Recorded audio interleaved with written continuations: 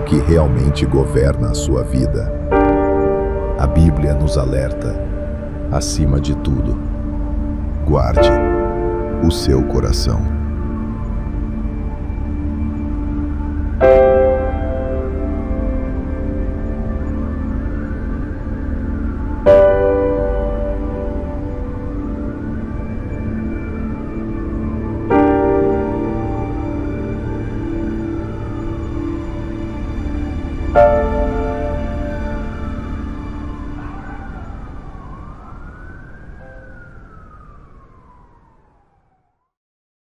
Irmãos, nós estamos nessa série de reflexões chamada Guarde o Teu Coração. Nós estamos abordando saúde emocional. E se você não esteve aqui semana passada, você pode acessar a nossa primeira conversa sobre esse tema no nosso canal do YouTube. Só colocar lá Quadrangular Vila Paraíso ou IEQ Paraíso. Você vai encontrar nosso canal. Você pode assistir a mensagem na íntegra ou então ouvi-la. E você pode compartilhar com alguma pessoa que você sabe que está precisando desse tipo de mensagem. E nós temos recebido belos testemunhos de quando essas mensagens são compartilhadas com aqueles que não estão na igreja, não é? E muitos se achegam pelo compartilhamento das mensagens. Nós compartilhamos tantas coisas durante o nosso dia, não é? Por que não usar 10 segundos para compartilhar a palavra de Deus? Tá? Então fica aí um incentivo para que vocês possam acessar nossos canais, assistir a mensagem e compartilhar. Tá? Hoje eu quero falar sobre ansiedade. E só de falar sobre ansiedade, ouvir a palavra, nosso coração já começa a dar uma palpitada, né? Muitos de nós já começa a ficar ansioso. Estou ansioso, o que você vai falar sobre ansiedade? Não é? Irmão, ansiedade é um daqueles pesos invisíveis que trazem consequências visíveis em nossas vidas, né? E tem sido, há muito tempo, um dos maiores maus, não é? Ou males que tem acompanhado as pessoas, não é? A ansiedade. E a ansiedade, nós sempre falamos dela atualmente de uma forma totalmente negativa, mas ela, assim como qualquer outra das emoções que nós temos, foi criada e colocada em nós pelo próprio Deus. Porque a ansiedade, na sua forma natural de funcionamento, ela não é inimiga, ela é amiga. Ela é um grande recurso de proteção para as nossas vidas. É a capacidade que nós temos de nos organizarmos diante de um risco real. Então, frear um carro a tempo, antecipar uma situação, tipo uma criança que está brincando perto da piscina e você já percebe que ela vai cair, você consegue antecipar essa ação e salvar aquela criança. Então, a ansiedade, na sua forma natural, ela é amiga. Assim como as outras emoções, ela serve para a nossa proteção e segurança. O problema começa quando esse alarme que Deus colocou em nós, de antecipação, ele começa a disparar, não é, de forma infinita, como se estivesse emperrado, não é? E aquilo que deveria nos proteger acaba nos adoecendo. E hoje eu quero caminhar com vocês de forma bem simples, vou tentar ser bem resumido também, em 2 pontos a respeito da ansiedade. Primeiro nós vamos falar sobre a ansiedade em nós, e depois nós vamos falar sobre a ansiedade e a igreja. Tá? Então, sem demora, nosso primeiro ponto é a ansiedade em nós. Então, como eu disse, a ansiedade ela é um alarme, e quando ela funciona bem, não é como Deus a criou, ela dispara só nas horas certas, nos avisos de perigos. Como eu disse, por exemplo, frear um carro, um estudante se preparar para uma prova e assim por diante. Esse alarme ele é um mecanismo de proteção, assim como o medo e outros mecanismos que nós temos com as emoções. Útil, saudável e necessário. Porém, desde a queda do homem no pecado, isso aconteceu, não é, lá em Jardim do Éden, logo no início, em Gênesis, não é? A queda, o pecado, ele desorganizou todas as nossas emoções, ela deturpou todos os nossos afetos. E desde então, existem momentos, e na vida de muitas pessoas, esse alarme, ele toca todas as horas, mesmo quando não precisa. Não é? É como se fosse um interfone emperrado. Sem motivo nenhum, está tocando, está avisando. E aquilo que deveria ser para nossa proteção, para nossa segurança, começa a nos desgastar. E essa é a experiência de muitos, talvez seja a experiência de algum de vocês que está aqui essa manhã. Vivem em estado de alerta contínuo. Sempre estão achando que algo irá acontecer. Algo de ruim irá acontecer a qualquer instante. O sono já não é mais aconchegante. E o teu corpo, não é? Se esse estado continua de forma contínua, o seu corpo começa a sentir. A tua mente começa a não descansar mais. E por fim a sua alma ela se esgota. Mateus capítulo 6, nós temos uma passagem muito conhecida. Nós a chamamos de Sermão do Monte. Se trata apenas de Jesus na encosta de um monte, ensinando uma multidão de pessoas a respeito de princípios e funcionamentos do reino dos céus. E dentre várias coisas que ele aborda ali, diante daquelas pessoas, diante de vários princípios a respeito do reino dos céus, da forma espiritual que a vida acontece, ele também fala um pouquinho sobre ansiedade. Vou ler rapidamente aqui, mas você pode anotar para que você leia na tua casa, Mateus capítulo 6, versículo 25. Por isso eu digo para vocês, não andem ansiosos quanto à sua vida, pelo que você vai comer ou beber, nem quanto ao seu corpo, pelo que você irá vestir, pelas roupas. Essas coisas ocupam os pensamentos dos pagãos, ou seja, aqueles que não creem em Deus. Mas seu Pai Celestial sabe exatamente o que vocês precisam. Então aqui ele traz uma palavra a respeito da ansiedade. E você veja, ele não nega que nós temos necessidades. Ele sabe que tudo isso é legítimo. E ele também não condena o fato da ansiedade comum sobre essas coisas. O que Jesus está corrigindo aqui, trazendo atenção, é a preocupação exagerada, é o andar ansioso, ou seja, viver de forma ansiosa, o alarme emperrado. É isso que está sendo, que Deus está corrigindo aqui. Aquela vida dominada pelo e se. E se acontecer isso? E se acontecer aquilo? É aquela pessoa que ela sente, não é? Uma cosquinha no dedão. E se for tal doença? Pô, calma. Às vezes pode ser só uma cócega. Mas nós estamos numa constante ansiedade, vivendo ansiosos. E coisinhas pequenas, o alarme já está disparado como se fossem coisas grandes. E nós estamos nos desgastando. E é isso que Jesus está corrigindo aqui em Mateus 6. Não é? É como se nós estivéssemos sozinhos para dar conta da vida, para dar conta do amanhã. E Jesus, ele fala assim, esse tipo de preocupação é o tipo de preocupação daqueles que não creem em Deus, daqueles que não têm Deus em suas vidas. Porque eles, sim, estão sozinhos. Eles, sim, estão à sua própria sorte. Dependem da força do próprio braço para fazerem as coisas acontecerem. Mas vocês não. Vocês têm um Deus, vocês têm um Pai que cuida de vocês. Que traz a provisão do amanhã, que prepara as portas que devem ser abertas. Que fazem com que todas as coisas cooperem para o nosso bem, até mesmo as suas péssimas decisões. Por que se preocupam tanto e vivem ansiosos? Vocês têm um Pai. Você já viu criança ansiosa? Criancinha lá de 2, 3 anos? Se vai ter comida na casa dela amanhã? Não está. Porque ela sabe que tem pai. Alguém que faz o papel de pai. Ela só sabe que ela, na hora de comer, vai ter alguma coisa para ela comer. Nós temos pai. E é isso que Mateus 6, Jesus está chamando a atenção. Por que vocês vivem desesperados? Por acaso não tem alguém cuidando de vocês?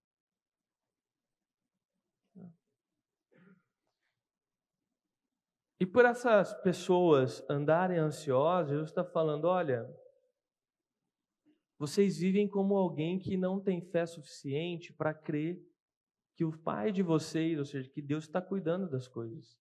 E Jesus conclui, não é, esse texto ali, falando homens de pequena fé. Homens de pequena fé.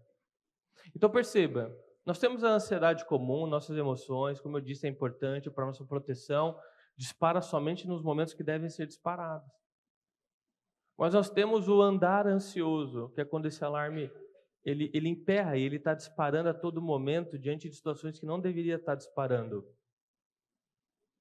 E muitas vezes parte desse alarme emperrado, ou seja, desse andar ansioso, surge como resultado de uma fé imatura, de uma fé pequena, que é quando nós imaginamos o futuro sem Deus, quando nós imaginamos que nós estamos sozinhos. E preste atenção no que eu estou falando, parte dessa ansiedade. Não estou colocando todo tipo de ansiedade dentro do mesmo cesto, tá bom? Mas grande parte das nossas ansiedades, muitas vezes, elas nascem de uma fé imatura, de nós nos imaginarmos sozinhos para enfrentar os desafios da vida, como se Deus não estivesse ao nosso redor, preparando os caminhos, abrindo portas, preparando locais, pessoas, dando a provisão necessária de cada dia. Uma fé madura, alguém que está andando pertinho de Deus, ele tem a condição de descansar, porque ele sabe que Deus está ali, cuidando de cada detalhe. Uma vez que essas emoções, ou seja, a ansiedade foi colocada pelo próprio Deus no nosso coração, de novo, o nosso problema não é sentir ansiedade. Ela foi criada para ser sentida mesmo, né? Talvez um grande problema seja o que nós fazemos com ela. Se quando o primeiro alarme toca, se ele nos direciona a Deus em confiança, ou se ele faz com que nós venhamos carregar todo esse peso sozinho até nós sermos esmagados pelo peso das coisas. Semana passada nós falamos sobre duas irmãs que tinham perdido o irmão Lázaro, Marta e Maria, e eu gostaria de trazê-las de novo aqui, porque elas vão servir para nós entendermos melhor isso. Em certo momento, Jesus visitou a casa de Marta e Maria. Não é? Maria, ao ver Jesus, ela sentou ao pé de Jesus, ela foi para perto de Jesus, e ela ficou ali perto dele, ouvindo ele, não é? Descansando aos pés dele. Enquanto isso, Marta, ela ficou ansiosa e ela começou a correr para todos os lados. Ela estava preocupada em preparar a casa, em servir, preparar refeições, enfim, organizar as coisas. E quanto mais ela tentava dar conta de tudo, com certeza mais ansiosa, irritada e preocupada ela ficava. Até que chegou um momento que ela se aproximou de Jesus, irritada, e ela disse: Senhor, não te importa que a minha irmã me deixe sozinha no serviço? Mande que ela me ajude. Como assim? Como quem diz: você não está vendo que a minha irmã, desde quando chegou, ela sentou aí e está te ouvindo falar? Enquanto eu estou organizando tudo aqui, preocupada, correndo para acertar a casa e as coisas? E Jesus responde para ela, em amor: Marta, você anda inquieta e preocupada com muitas coisas, mas apenas uma é necessária. Maria escolheu a boa parte, e essa não será tirada. O problema de Marta não foi o fato de sentir preocupação, a ansiedade, porque todos nós sentimos. O problema foi que ela deixou essas preocupações, essa ansiedade tomar o controle e conduzi-la para longe de Cristo. Jesus estava dentro da casa dela, e dentro da casa dela, ela estava fazendo tudo, cada vez mais longe de Cristo. Em vez de se aproximar de Cristo com a sua carga e preocupações, ela se perdeu no meio de tantas tarefas que ela começou a fazer. Enquanto isso, sua irmã Maria, ela levou seu coração aos pés de Jesus, e ali ela encontrou descanso. Enquanto uma estava se matando diante dessa situação, a outra, vivendo a mesma situação, ou seja, recebendo Jesus dentro de casa, estava descansando. Então veja, o problema não é sentir ansiedade, é onde você permite que essa ansiedade te leve. Se você vai agir de forma que ela seja uma oportunidade de conduzir você até Cristo, ou se ela será uma oportunidade, de te afastar do Senhor, e você tem que resolver tudo na força do seu próprio braço.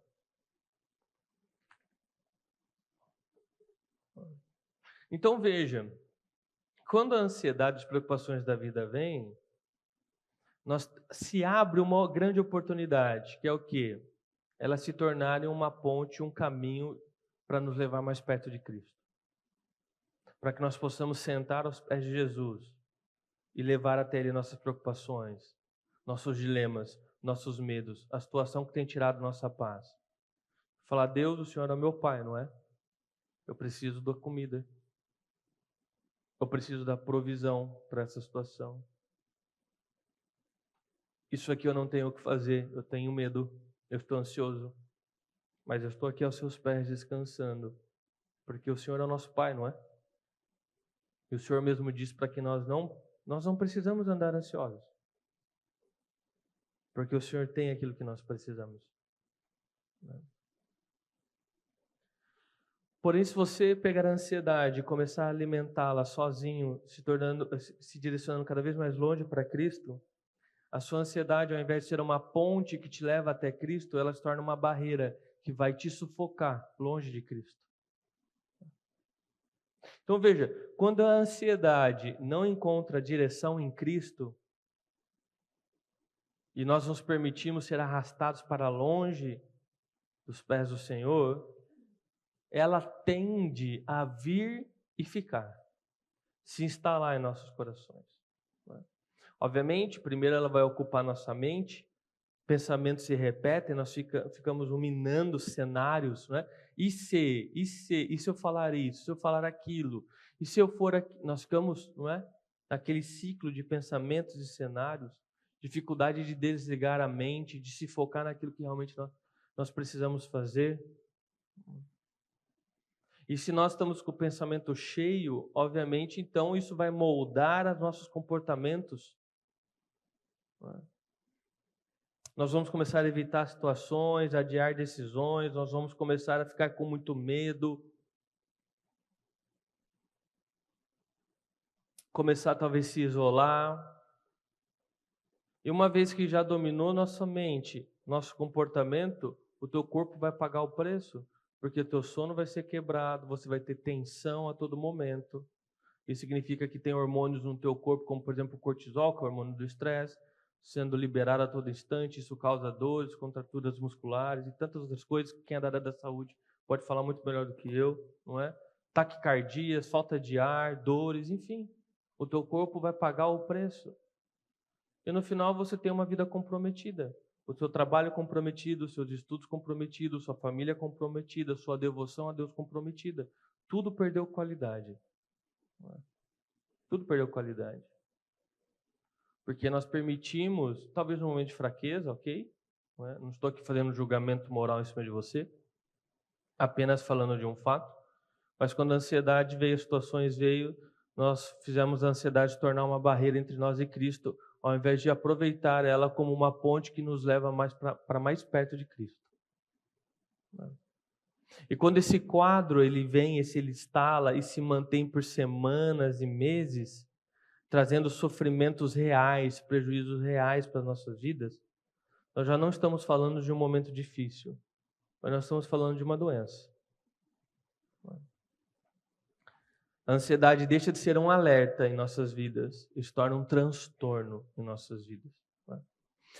E veja, muitas vezes, de novo, não estou colocando tudo na mesma cesta, mas muitas vezes isso começou lá atrás, com uma fé ainda pequena, que não soube descansar na graça, no poder e no amor de Deus, querendo resolver as coisas no próprio braço, que ao invés de correr para Cristo, correu para longe de Cristo.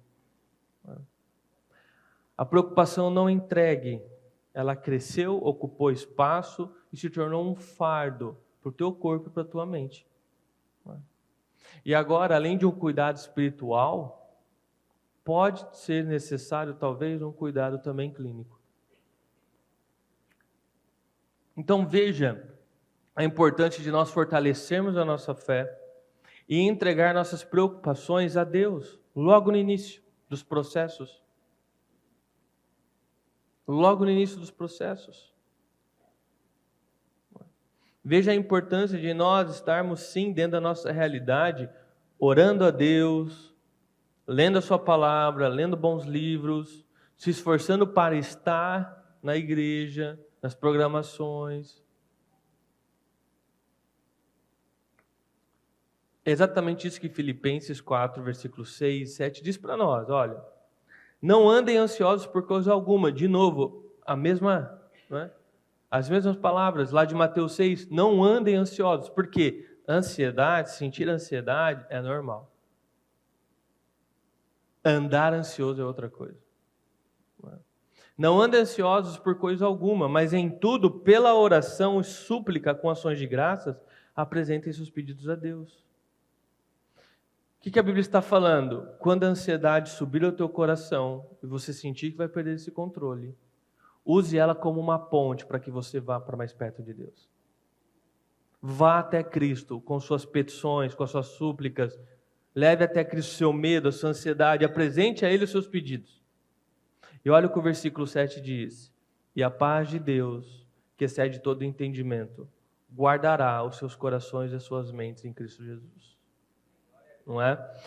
O guardará aqui, originalmente, era um termo, não é, que era usado de forma militar mesmo. É como se a Bíblia estivesse nos falando, Deus estivesse nos falando, e eu vou colocar guardas no teu coração e na tua mente, para que essas coisas não mais te encham, trazendo prejuízo. Você terá paz. Não é? Você terá paz. Então veja, use de forma inteligente. Quando a ansiedade vier e você perceber que ela está crescendo demais, na verdade nem espere perceber, irmão. O sinal tocou, vá até Deus. Leve seus pedidos a Deus e use a sua ansiedade como uma ponte que te leva para mais perto de Deus. Cada vez mais perto. Cada vez mais agarrado em Cristo. E a paz de Deus, que excede todo o entendimento, guardará teu coração e tua mente. Amém? Eu quero ir para o nosso segundo ponto, que é a ansiedade à igreja. Então, nós falamos sobre um pouco sobre a ansiedade em nós, e nós vimos, não é, que sentir ansiedade, ok, faz parte e é importante. O problema é andar ansioso. Então, sentiu ansiedade, o alarme tocou, vai até Deus. Esteja continuamente nos pés de Deus. Seja como aquela irmã que estava nos pés de Jesus, e não como a outra, que estava tão preocupada com as coisas da vida, com as ansiedades, que Jesus, dentro da casa dela, ela se distanciou de Cristo. Agora nós vamos para a ansiedade à igreja. Então, como eu disse, à medida que a ansiedade vai aumentando em nossos corações, nós vamos entrando nesse ciclo doentio. Não é? Nossa visão vai se estreitando, vai sendo distorcida, tudo vai virando ameaça para nós, a mente fica ruminando e tal, e nós temos o instinto de se isolar, de começar a evitar pessoas e situações. Mas veja que coisa, Deus não nos deixou sozinhos. Aliás, o evangelho todo é sobre uma comunidade, é sobre nós. Você já percebeu, quando Cristo traz para nós o modelo de oração, Ele nos ensina o Pai Nosso? E tudo ali no Pai Nosso é sobre nós. Não é? É sobre comunidade.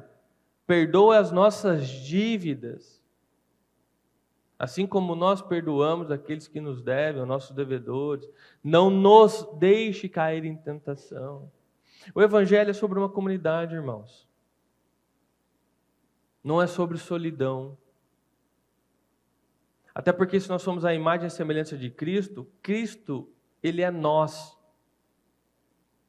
É Deus Pai, Deus Filho e Deus Espírito Santo. Não faz sentido nós sermos a imagem e semelhança de Cristo e nós sermos sozinhos.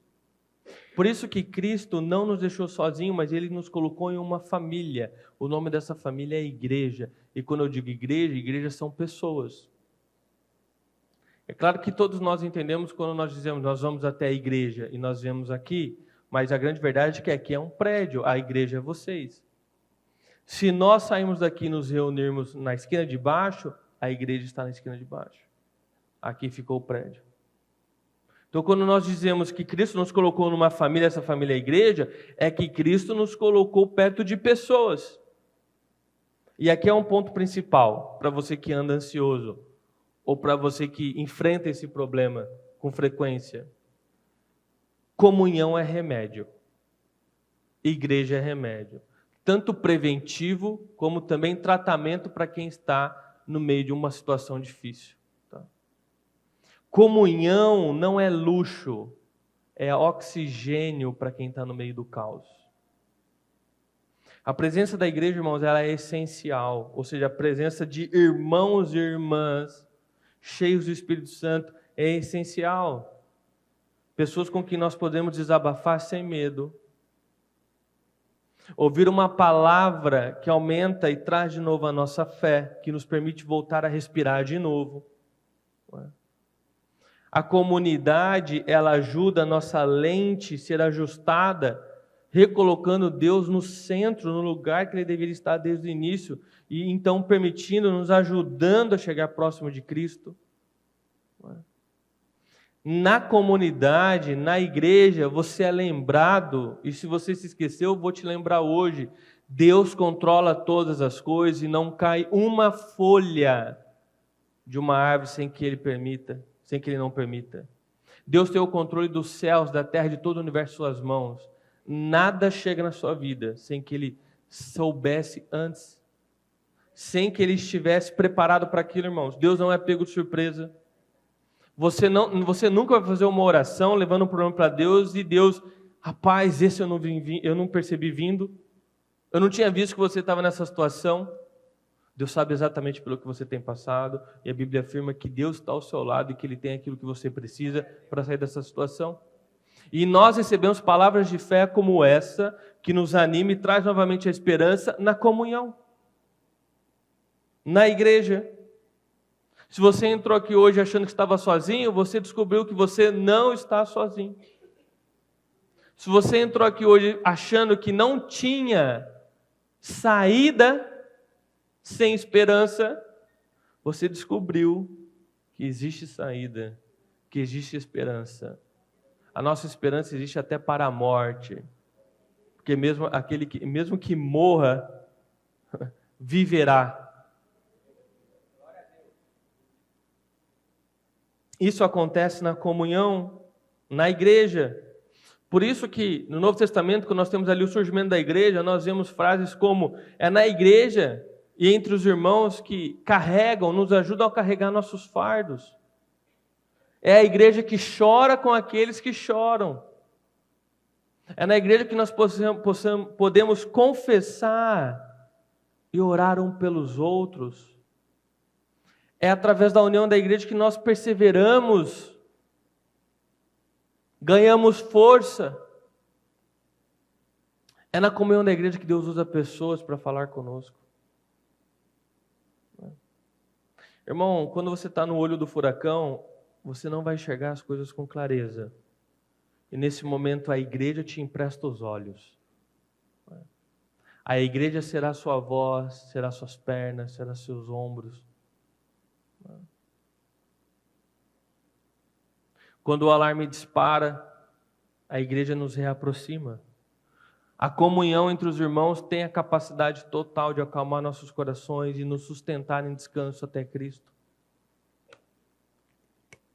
Se isolar é a pior coisa que você pode fazer. Ah, mas na igreja, irmão, presta atenção, existe muita pseudo-igreja por aí, e eu concordo com você, tem muita coisa ruim acontecendo.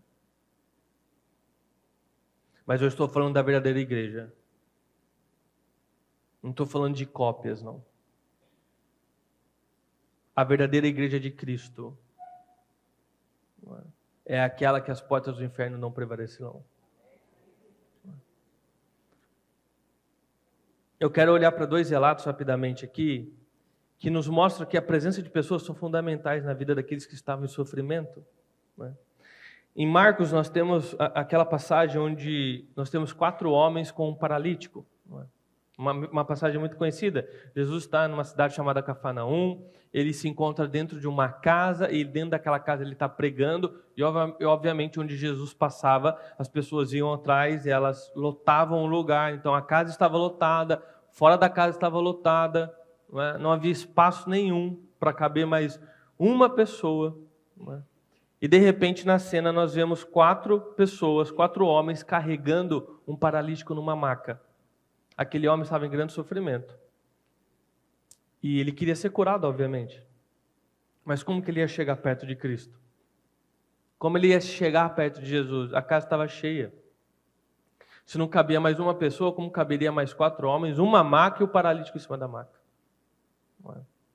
Se pela porta não dá para entrar, eles sobem no telhado. E no telhado eles abrem um buraco. E eles descem aquela maca bem na frente de Jesus. E aquele homem foi curado naquele dia. Uma outra cena muito conhecida no João capítulo 5, que nós temos um tanque chamado que é o tanque de Betesda.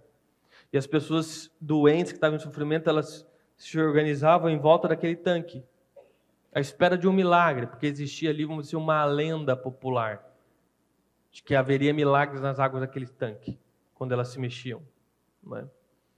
E entre aquelas pessoas doentes que estavam sofrendo ali, havia um homem que estava sofrendo há 38 anos. 38 anos. Ele estava deitado, ele estava cansado, lutando para sobreviver. E então Jesus se aproxima, olha para ele e diz: você quer ser curado? A resposta dele não é simplesmente sim ou não, é um desabafo de décadas. Ele olha e fala: Senhor, eu não tenho ninguém para me pôr lá. Eu não tenho ninguém que me levante, ninguém que me ajude. Eu não tenho ninguém olhando por mim aqui. Não tenho ninguém que fique comigo nessa situação. Então Jesus fala para ele: levanta, pega a sua maca e anda. Aquele homem, naquele momento, ele se colocou em pé. A maca que o carregava agora sai nas suas mãos e a vida dele recomeça. Lá em Cafarnaum, naquela casa lotada, aqueles 4 homens foram os pés de um homem. No tanque de Betesda, onde alguém dizia que eu não tenho ninguém, Jesus foi esse alguém. Essas 2 cenas não são apenas emocionantes, mas elas nos orientam. É uma ilustração de que, em grande parte, que a igreja foi chamada para ser. A igreja, ou seja, pessoas, vocês, eu, é quem olha e diz: nós te carregamos. Nós te carregamos. Pessoas, a igreja é quem liga, é quem senta do lado, sem julgar. É quem estende a mão, quem faz a oração, quem acompanha numa consulta, quem ajuda com um transporte, enfim. A igreja de Deus, pessoas, é o canal por onde Deus manifesta a sua vontade sobre a face da terra. Por isso que muitas vezes pessoas são as respostas de orações.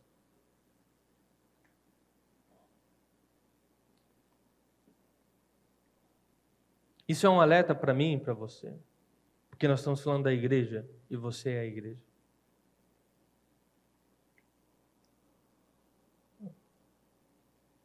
Quando eu estava falando sobre a oferta, eu falei que eu ia abordar um pouquinho sobre isso aqui. Eu só quero fazer um comentário para aqueles que ainda resistem a respeito das ofertas. Irmãos, por meio das nossas ofertas, o amor vira um gesto visível, combustível para uma carona, alimentos, cestas básicas, medicamentos, tratamentos, evangelismo, acompanhamento, cura, estrutura. Quando nós ofertamos, irmãos, cada um de nós está carregando uma maca invisível.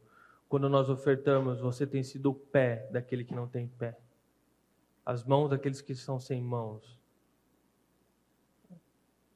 Nós somos a escada, muitas vezes, para que outros possam subir e abrir o buraco no telhado e levar pessoas para serem curadas, salvas até Cristo.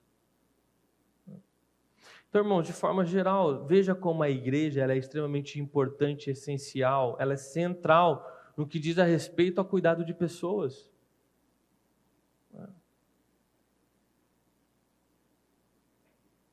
Nós temos que olhar a igreja, de fato, como ela é, igreja.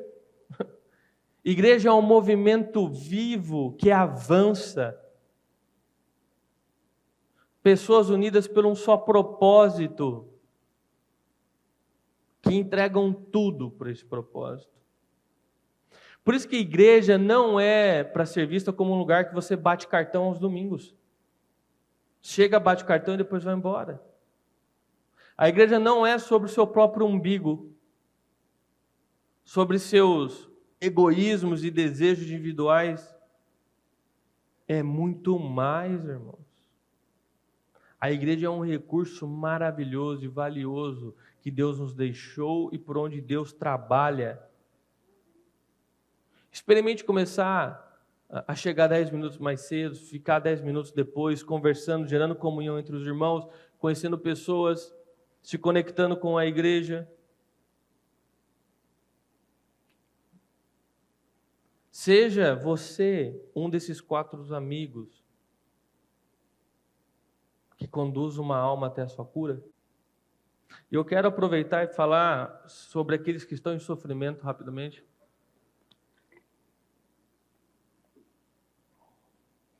Se você está em sofrimento, ou seja, quando é você que está no chão, faça 2 coisas simples, porém corajosas. Humildes e corajosas. Primeiro, diga, eu preciso de ajuda. Segundo, aceite ser carregado. Já viu o idoso? Você quer ajudar o idoso, ele fica nervoso com você. O idoso. Às vezes tem um problema de saúde, você quer ajudar, fica nervoso com você. Aí vai tentar entrar, cai. Você está rindo o que aconteceu com você, irmão?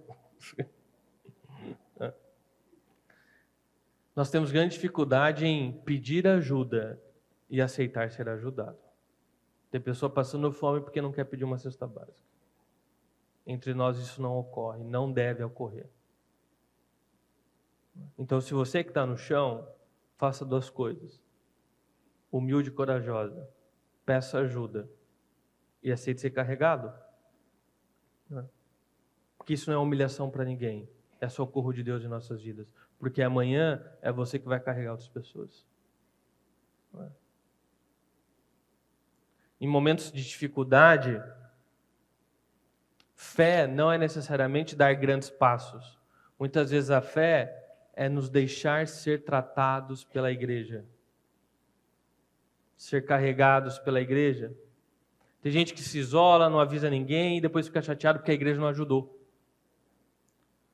Irmãos, isso é errado. Nós estamos aqui, estamos presentes, você sabe onde nos encontrar, você tem nossos contatos pessoais, nós temos meios para que vocês possam estar conosco. Mas se você não avisar que você está no meio de um furacão, isso dificulta a nossa ação.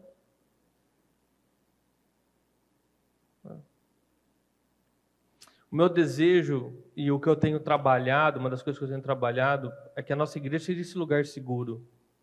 Não um tribunal, mas um lugar seguro. Para aqueles que estão em sofrimento encontrarem acolhimento, discrição, mansidão e não mais rótulos e peso em suas vidas. Para que entre nós aqui, onde existir alguém dizendo eu não tenho ninguém, que a nossa resposta seja Jesus nos enviou e nós somos esse alguém. É assim que Deus vai nos curando em família. Os braços que nos carregam, vozes que oram por nós, recursos que chegam e nos socorrem. Nós temos todo o nosso trabalho das portas para fora da igreja. Mas nós temos muito trabalho aqui dentro da igreja, irmãos. Eu quero concluir, tá? Se você tem sofrido com ansiedade, você não está sozinho. Nunca esteve, a verdade é essa. Você tem dezenas de irmãos e irmãs prontos para estar ao seu lado, ser o socorro bem presente, resposta de oração na sua vida. E muitos desses passaram pelo mesmo lugar que você está passando e sobreviveram. Não é? Através de Cristo, Deus veio ao nosso encontro, Jesus veio ao nosso encontro, se coloca ao nosso lado. Então hoje não é um dia que você vai sair daqui falando, eu vou aguentar mais um pouco. Eu vou aguentar mais. Hoje é o dia que você vai mudar de direção. Ao invés de caminhar para longe de Cristo, você vai virar e vai voltar a caminhar para perto de Cristo. Você chegou aqui com o peito apertado, não saia daqui do mesmo jeito. Diga, eu preciso de ajuda. Não é? Deixe a igreja ser aquele que segura seus braços. Jesus não desampara e não abandona nenhum dos seus filhos. Acontece que tem muitos filhos fugindo de casa.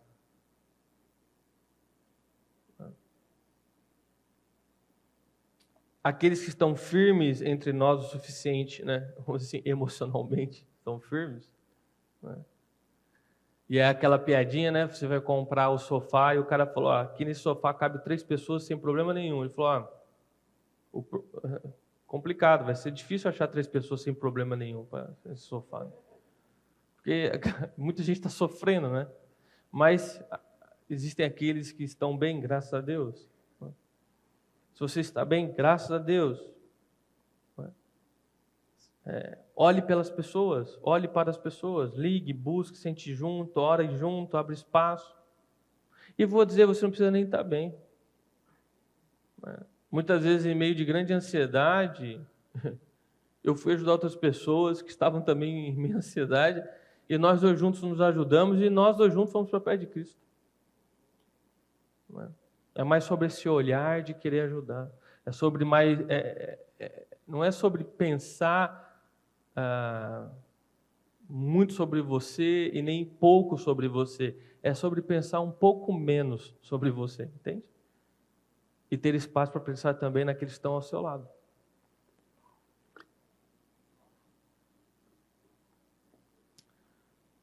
Eu já disse e eu repito, irmãos. Igreja cheia, mas que não seja igreja, eu não quero.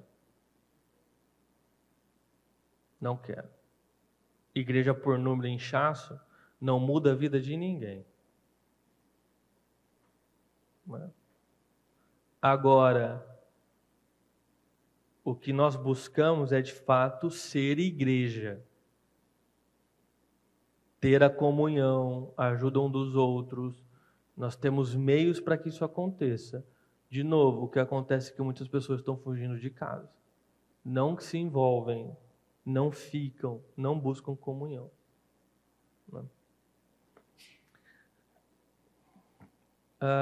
Refletir e praticar. Primeiro, peça ajuda. Tá? Hoje, após o culto, aqui é uma sugestão, você pode ir até o nosso balcão de informações ali, buscar um dos nossos líderes. Né? Registre ali seu pedido de oração, seu pedido de visita na sua casa, para que nós possamos ir à tua casa, orar por você, ou que nós possamos orar aqui por você. Fale para nós o que você está precisando. Ali é um ambiente seguro, onde você vai encontrar pessoas maduras que vão poder dar destino a você.